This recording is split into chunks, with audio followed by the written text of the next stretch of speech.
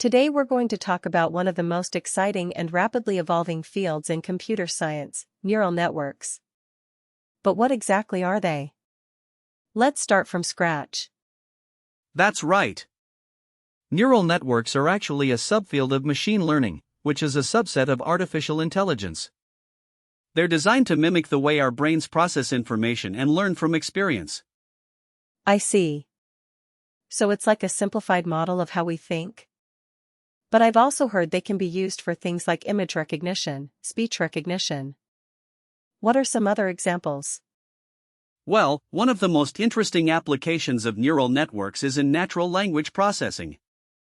For example, Google's Translate service uses a type of neural network called a recurrent neural network to translate languages in real time. That sounds incredible. But why should we care about neural networks? What problems are they trying to solve that can't be solved with other types of algorithms?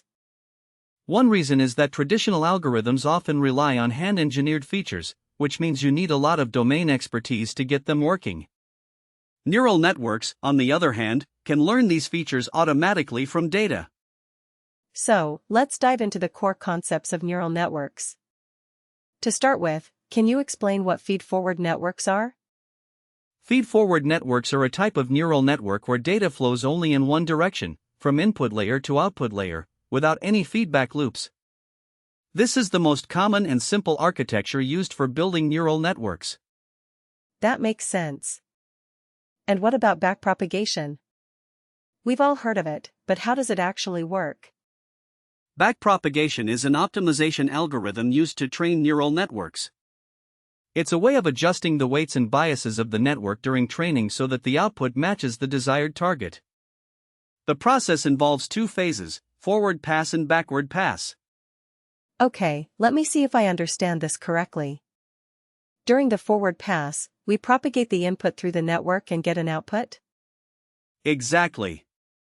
And during the backward pass, we calculate the error between the predicted output and the actual output, and then use that error to adjust the weights and biases of the network. And what about activation functions? We've discussed them briefly, but can you go into more detail?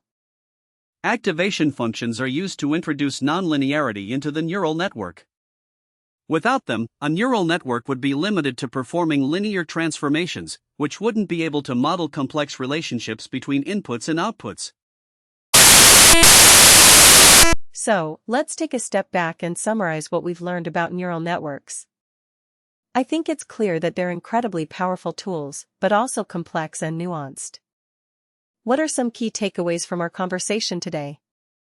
One of the most important concepts is the idea of distributed representation, where each node in the network represents a combination of features rather than a single feature itself. This allows neural networks to capture complex patterns and relationships in data. That's a great point. And what about the role of training and optimization?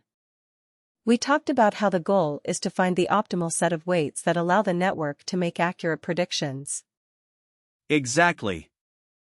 The training process involves adjusting the weights through an iterative process, using techniques such as backpropagation and stochastic gradient descent.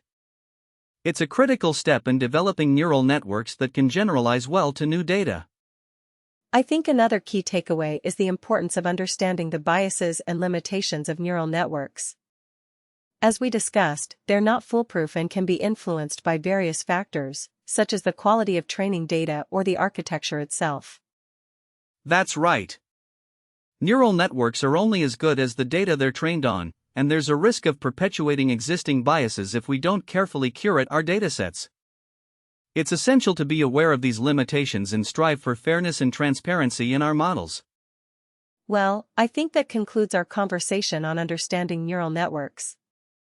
Do you have any final thoughts or recommendations for our listeners? Just that this is a rapidly evolving field, and there's still so much to learn about neural networks.